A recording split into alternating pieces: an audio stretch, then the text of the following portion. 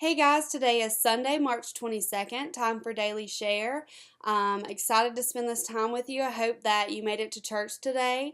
I just encourage you to make it out to church and make that a priority in your life because the Bible tells us to fail not to assemble ourselves together.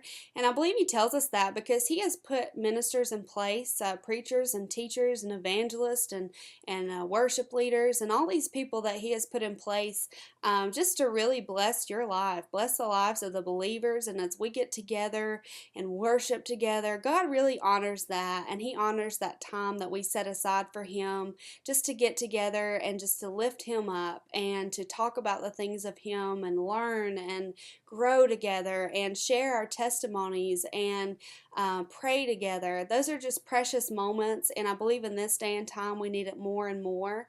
If you don't have a church to go to, please come visit us at First Apostolic Ministries. We'd love to have you. I promise you'll be fed good word and you'll be welcomed and loved. But if you do have a church, then please make that a priority. God has set ministers in that place, and if He's called you to that church, then please, take advantage of what He's given the ministers and the people there, and be faithful to your part of the body, and just be a help to them. And I just really encourage you to get involved as much as you can because God will bless you for it, and your life will be enriched in so many ways. But today, I had so many thoughts going on and so many things that I could share with you, but God was just speaking to me on these verses as I was reading this afternoon. I'm going to concentrate on John chapter 2, verse 22 in the NIV version.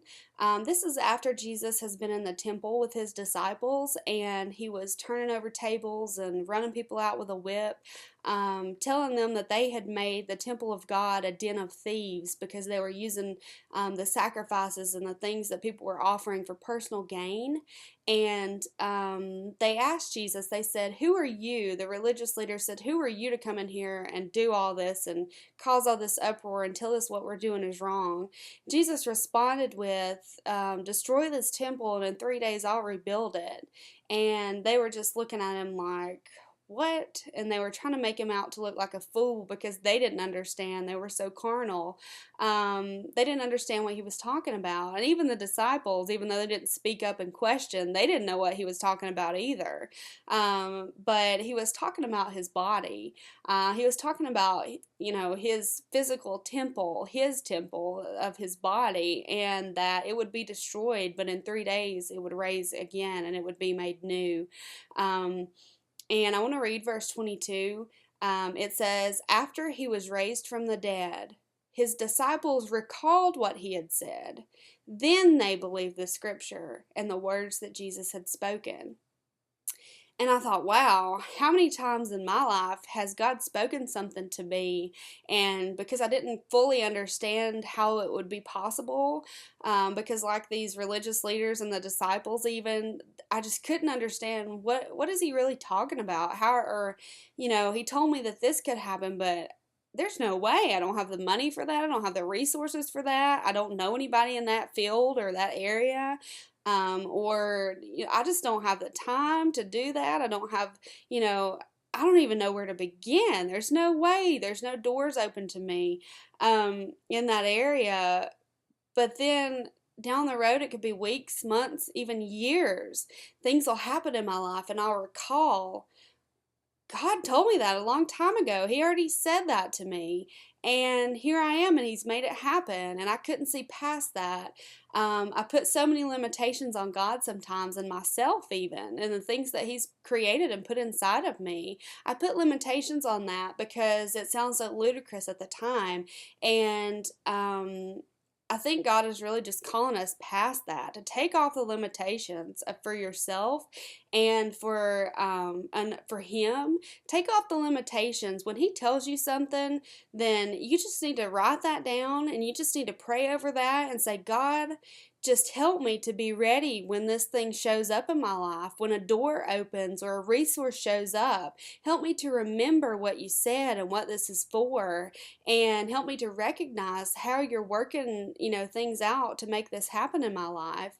and be faithful to that thing. Whatever it is, no matter how far-fetched or how ridiculous it seems, if God has spoken that to you, then He intends to make that happen. And we just have to be willing and, ready to receive and to move toward and to work. But we have to be prepared. So just really pray over those things and pray that God would help you to be prepared, whatever it is you'll have to go through to reach those goals or to get to that place that He's calling you to, whatever price you'll have to pay. Just pray for strength every day. Pray for wisdom and knowledge and guidance, because it does cost. It does cost us. And just be willing to pay the price, because the reward is greater than anything we could ever imagine. And if God's calling you to a place, then I can guarantee you that the place that He's calling you to, even though you may have to go through the dry places, the places when nobody's supporting you, the places when you tell people your dreams and they just crush them, be wise to who you share your dreams with and the things that God's calling you to, because not everybody's going to support you. And just know that if you do share that with a lot of people, then there's going to be a lot of people that don't support you, but be strong enough to handle that. But if you feel like it's something that you don't need to share yet, just be wise enough to be quiet about it long enough for God to make you strong enough to handle rejection. Because a lot of times dreams get crushed quickly because we share with the wrong person and we weren't strong enough to handle the rejection of that. But God is just calling us to more today. He's called you to some place. He is calling you to some place, and I believe that just like the children of Israel, that it's going to be a place of blessings. It's going to be a place of wonderful things in God. If we can just hold on, if we can just not say that He's ridiculous when He tells us to do something, if we can just believe Him long enough to get to that place, if we can just have faith long enough in Him and in the things that He's imparted in us and put inside of us, then I believe we will be blessed for that. So I want you to think about those things. I want you to write those down. I want you to pray over them. I want you to pray that God will help you to be strong enough and to be willing to pay the price that it's going to cost you to get there. And pray that God will remind you of some things that He's told you that maybe you've forgotten about a long time ago, or maybe you've given up on a long time ago. Don't be like the disciples and these religious leaders and how we are so many times. Don't be that way. When God tells you something, then He is more than capable of making it happen in your life.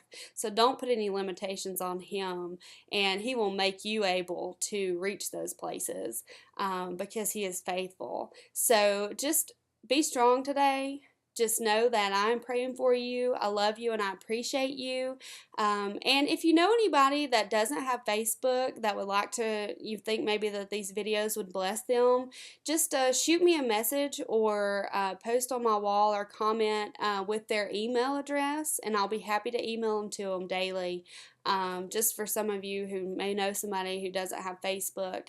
But just know that I love you and I appreciate you, and that I am praying for you, and that if you're willing, then God has great things in store for you. Be blessed until next time.